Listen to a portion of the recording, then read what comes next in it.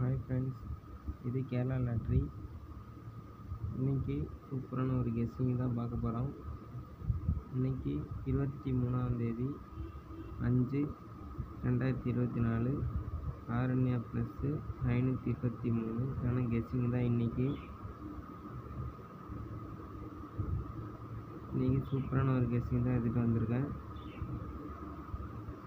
A board பார்த்திங்கன்னா 2, 3, 7, B board 8, 6, C போர்டில் 6, 8, all board பார்த்திங்கன்னா 8, 6, 2